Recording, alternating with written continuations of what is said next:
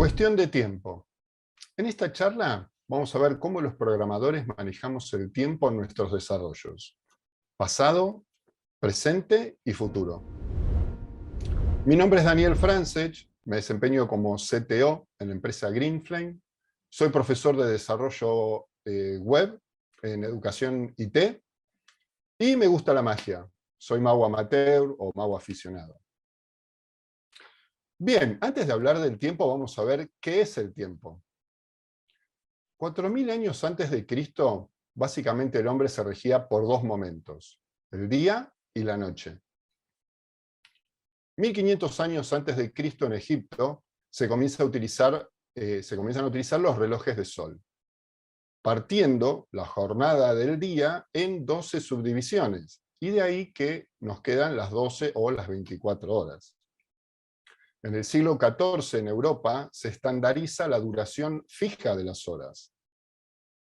A mediados del siglo XVI se empezó a manejar el concepto de minutos. Y en el siglo XVII se comenzaron a observar los primeros segunderos.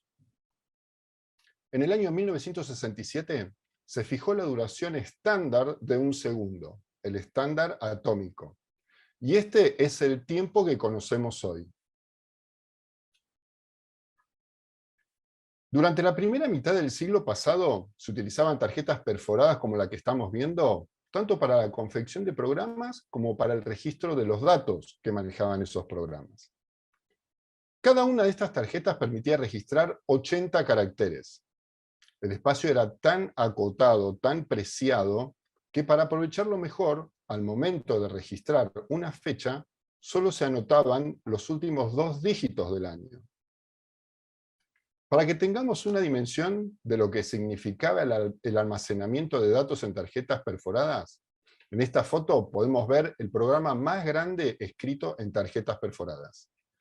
Es de comienzo de los años 50. Era un programa del Sistema de Defensa Aérea de Estados Unidos. Son 62.500 tarjetas, el equivalente a un poco menos de 5 megabytes. Imagínense esto multiplicado por 200. Serían 12 millones y medio de tarjetas. Ocuparían fácilmente entre 2 y 3 habitaciones. Y apenas tendríamos una capacidad equivalente a 1 gigabyte. El celular que tienen hoy en sus bolsillos seguramente tiene no menos de 16 o 32 gigas. A comienzos de los 60, la información se comienza a registrar en medios magnéticos, en cintas, en discos, y entre varios lenguajes de programación se estandariza el COBOL, que adquiere gran difusión y popularidad. Se desarrollaron muchos sistemas de información administrativos y contables, principalmente los de los organismos financieros. El almacenamiento continuaba siendo muy caro, y se arrastran ciertos vicios de desarrollos anteriores, entre ellos la forma de registrar las fechas. A comienzos de los años 60, esta persona, Bob Bemer, fue el primero en advertir que almacenar las fechas solo con los últimos 2 dígitos para el año podría causar algunos problemas más allá del año 2000. Los próximos 20 años los pasó intentando concientizar de este problema a programadores, a las personas dentro de IBM, que es donde él trabajaba, al gobierno de Estados Unidos y a la ISO, la Organización Internacional para la Estandarización. Pero no tuvo demasiado éxito. A comienzos de los 80, la bolsa y la industria de los seguros sufren los primeros síntomas ante la necesidad de registrar fechas más allá del año 2000. A pesar de las advertencias que se venían haciendo desde los años 70, la mayoría de los programadores y líderes recién comenzaron a reconocer la inminencia del problema del año 2000 a mediados de los 90. Incluso entonces, la inercia y la complacencia hicieron que no se resolviera hasta los últimos años de la década de los 90. ¿Qué soluciones se implementaron? Bueno, por un lado la expansión. Consiste en expandir los 2 dígitos del año a 4 dígitos, tanto en los programas como en los archivos y las bases de datos. resultando en fechas inequívocas y permanentes. Es la solución considerada más pura y probablemente la más cara de implementar. Ventana. Se mantienen los dos dígitos del año y solo se modifican los programas para su interpretación. Se determina una fecha de quiebre a partir de la cual se toman los años, para 1900 o para el 2000. Por ejemplo, entre el 70 y el 99 corresponden al 1900, o sea, del 1970 a 1999. Y del 00 al 69 corresponden al 2000, o sea, del 2000 al 2069. Esta solución es más fácil de implementar que la anterior y también menos costosa. Compresión. Consistió en utilizar los 2 bytes, donde se registran los 2 dígitos del año, para representar el año, pero en forma binaria, pasando de 100 valores a más de 16.000. El reparticionado mantiene los 6 dígitos que se utilizan para registrar la fecha completa, pero cambiando la interpretación. Utiliza 3 dígitos para el año y 3 dígitos para representar el día del año. A los 3 dígitos que representan el año se le suman 1900. Así podemos representar los años desde el 1900 hasta el 2899. Bueno, el año 2000 ya pasó y hubo algunos problemas. Algunos años antes de llegar al año 2000 hubo problemas para reconocer tarjetas de créditos que tenían vencimiento más allá del año 2000. En Singapur, por ejemplo, hubo problemas con ciertos taxímetros que comenzaron a cobrar tarifas erróneas. Y también casos como este cartel en Francia, en donde en lugar de mostrar la fecha 3 de enero de 2000, se mostraba 3 de enero de 1900. A comienzos de la década del 70, luego de algunos ajustes, se define un método para representar fechas y horas conocido con el nombre de Unix Epoch Time. Este método cuenta la cantidad de segundos desde las 0 horas del 1 de enero de 1970, una fecha tomada en forma arbitraria. Este dato se almacena en un número entero con signo de 4 bytes o 32 bits. Esto permite representar casi 4.300 millones de segundos. Este método rápidamente se convirtió en un estándar tanto para el almacenamiento como para realizar operaciones aritméticas entre fechas. Pero nos volvimos a poner la cuerda al cuello. Este método solo permite representar las fechas hasta el 19 de enero de 2038, más precisamente las 3 horas, 14 minutos y 7 segundos. Este problema es conocido como el error del año 2038. Este método llega hasta las 3 horas, 14 minutos y 7 segundos, y al sumar un segundo para pasar a los 8 segundos, el contador se resetea saltando al 13 de diciembre de 1901. Para aquellos que sean supersticiosos, ese 13 de diciembre cayó viernes. ¿Es realmente un problema para preocuparse? Y la verdad es que no. La mayoría de los sistemas operativos ya pasaron de 32 a 64 bits desde hace algunos años, lo que expande la cantidad de registrar fechas a varios miles de años. Incluso las versiones de los celulares iPhone y Android ya desde hace más de 5 años pasaron más que nada a ser de 64 bits. Dentro de 15 años, es muy poco probable que algún dispositivo actual todavía se encuentre en funcionamiento. ¿En qué deberíamos prestar atención hoy? Principalmente en sistemas o en bases de datos que necesiten registrar fechas para los próximos 15 años, principalmente sistemas financieros, ya que el año que viene se van a encontrar con la necesidad de registrar probablemente fechas del año 2038. Bueno, ya pasamos el bug del año 2000, el BAC del año del 2038 parece que no debería preocuparnos demasiado. ¿Cuál es nuestro próximo desafío como desarrolladores? Bueno, manejar correctamente el formato de las fechas y considerar los distintos usos horarios. Si se nos presenta esta fecha, sin ninguna información adicional, no podemos saber a ciencia cierta a qué día se refiere exactamente. 6, 12, 22. Una persona en Argentina lo interpretaría como 6 de diciembre de 2022, mientras que un estadounidense leería 12 de junio de 2022. Y un japonés interpretaría que es el 22 de diciembre de 2006.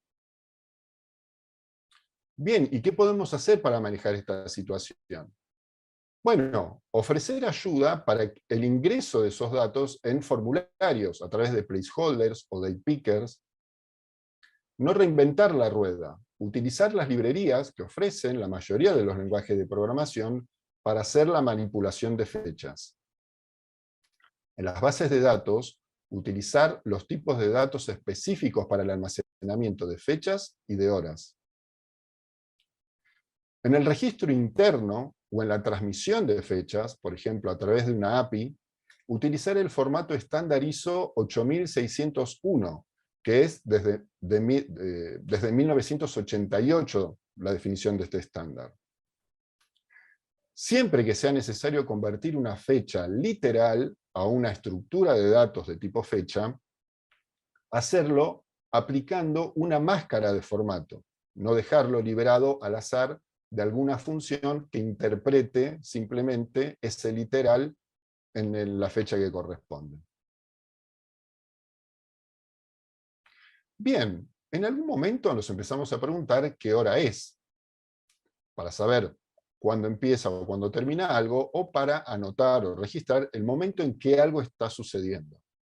En cuanto nos movemos un poco, afinamos esta pregunta, preguntándonos qué hora es aquí o qué hora es allá. Y en el instante en que nos globalizamos, necesitamos saber qué hora es más allá.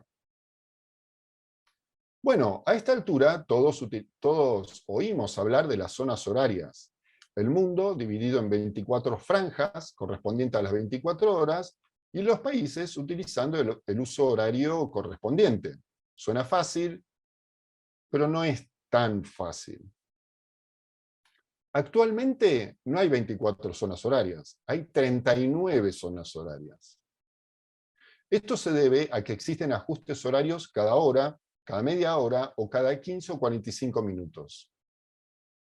Algunos países además implementan Daylight Saving Time o el horario de verano, moviéndose una hora de su horario habitual para aprovechar mejor la luz del día y luego volviendo a su uso horario correspondiente. Por distintas razones, la mayoría políticas, hay cambios permanentemente, incluso hasta varias veces por año. Las zonas horarias se definen partiendo del meridiano de Greenwich hacia el este, adelantando el reloj hasta más 12 horas, hacia el oeste, retrasando el reloj hasta menos 12 horas, en intervalos de 60 minutos, aunque hay algunas excepciones con diferencias de 30, 15 o 45 minutos. Una mención especial es para la isla de Lord Howe, al noroeste de Australia, que tiene un desplazamiento de 10 horas y media. Y en el horario de verano, en lugar de ajustar una hora, ajusta 30 minutos. Veamos un ejemplo. Tomemos una fecha, 15 de febrero de distintos años, a las 10 de la mañana de Buenos Aires. En el 2004, las tres ciudades tenían la misma hora, las 10 de la mañana. En el 2007, Montevideo aplica horario de verano y adelanta una hora de su horario habitual. En el 2009, Santiago de Chile retrasa una hora de su horario habitual, aunque en realidad son Argentina y Montevideo las que modifican su horario una hora hacia atrás. En el 2015, volvemos a la situación en la que Montevideo adelanta 1 hora su reloj, y en el 2020 las 3 ciudades vuelven a tener el mismo horario. ¿Cómo podemos manejar todo esto? Bueno, hay una solución. La base de datos de Time Zones, también conocida como TZ Database o Olson Database, en referencia al fundador y principal colaborador, Arthur David Olson, es una base de datos que mantiene cada cambio de horario y ajuste de todo el mundo desde el 1 de enero de 1970. Actualmente esta base de datos está mantenida por ICANN, una organización sin fines de lucro responsable por mantener la información de nombres y numeración en Internet. Tanto la base de datos como el código fuente de referencia para manipular estos datos son de dominio público.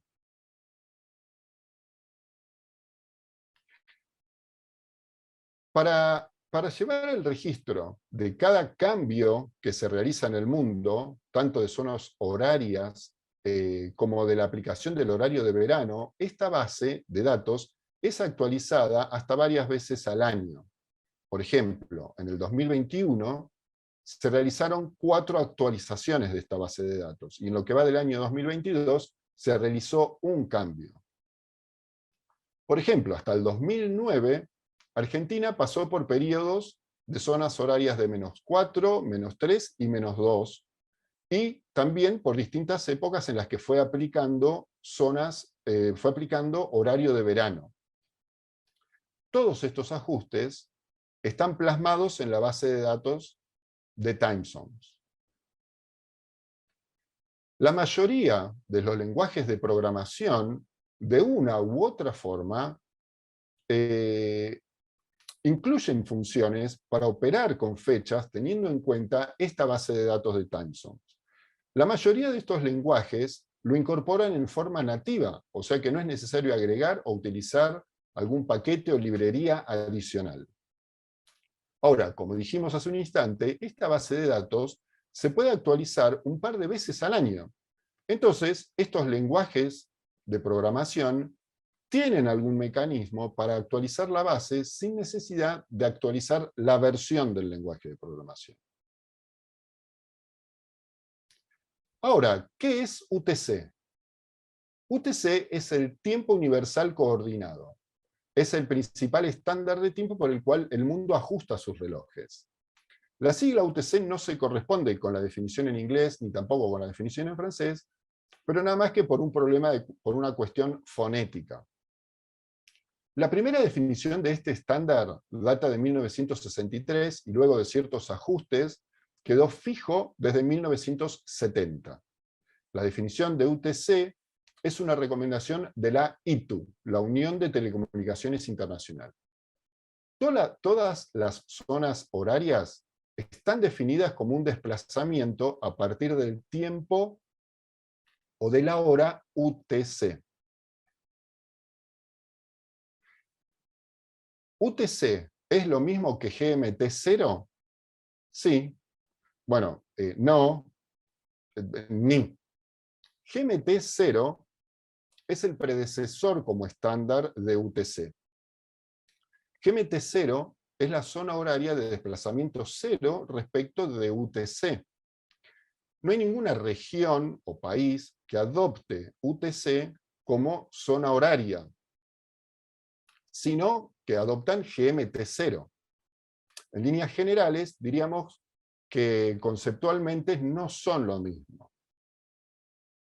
Muy bien, y para ir terminando, les hago una pregunta. ¿Recuerdan qué estaban haciendo el 30 de diciembre de 2011? No hace falta que me lo respondan ahora o que me manden un mensaje. Lo único que les puedo decir es que era un viernes.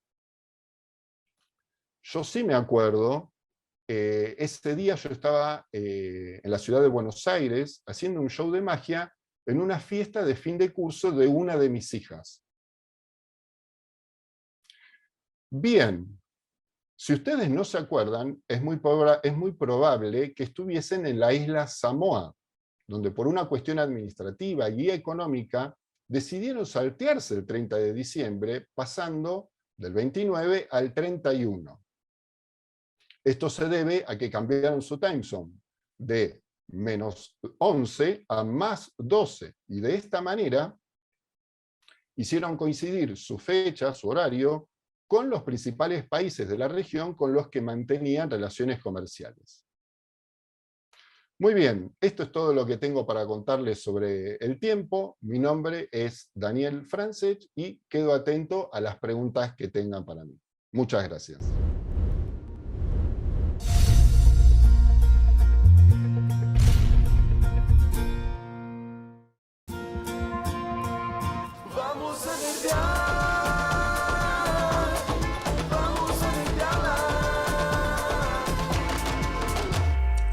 Hola, hola, hola, ¿cómo están? Seguimos entonces en este Nerdearla 101 en el Container B, en el día 1. Y estamos en vivo con Daniel, que bueno, nos compartió su excelente charla. ¿Cómo estás, Daniel? ¿Qué tal, Guido? ¿Cómo va? Bárbaro, muy contentos, muy agradecidos con tu charla, gracias por estar acá. Y bueno, y hay un montón de preguntas que la gente quiere hacerte. ¿Qué te parece si vamos directo a eso? Bueno, dale. La primera es, ¿qué lenguaje o librería considerás más apropiado para manejar fechas, formatos, time zones? Porque es una discusión... Mirá, la realidad es que la mayoría de los lenguajes de programación, pensando en web, PHP, JavaScript, tienen sus librerías para manejo de fechas y todas lo hacen bastante bien. La mayoría tienen en cuenta bisiestos, tienen en cuenta los time zones. No debería ser un problema. Lo que hay que tratar de hacer es no hacer las cosas o las cuentas a mano y aprovechar lo que tienen las librerías. Incluso las bases de datos, que ya tienen funciones preparadas para hacer los cambios de time zone o operaciones entre fechas, hay que usar esas funciones y no hacerlas a mano. Uno se ve tentado a decir, bueno, cambio el time zone, le resto 3 y ya está. Y no es tan fácil. Bueno, gracias. Otra pregunta. Riesgos, ¿no?, para el negocio que estén ligados a no contemplar el uso correcto de fechas. ¿Puedes contarnos algo sobre eso? Bueno, tu cara dice todo. Fundamentalmente esto. Hay muchos, por lo general, el mayor inconveniente es en representar la hora en distintos lugares. Cuando tenés que representar la hora, decir, bueno, como por ejemplo en el caso de una agenda, ¿no? Cuando vos tenés que decir, bueno, esto sucedió a las 3 de la tarde, pero a las 3 de la tarde ¿de dónde? Entonces, siempre que se registra una fecha en una base de datos, donde por lo general la registramos, registrar el time zone correspondiente al momento en que se está registrando ese evento, o directamente registrarla en UTC, entonces después eso es fácil representarla en cualquier zona horaria. Bien, buenísimo. Te hago una pregunta más de coyuntura. Hace unos meses se barajó la posibilidad de ajustar el uso horario en Argentina, o el horario en Argentina, más que el uso horario. Cierto. ¿Estaba la base de datos de time zone preparadas para ese cambio?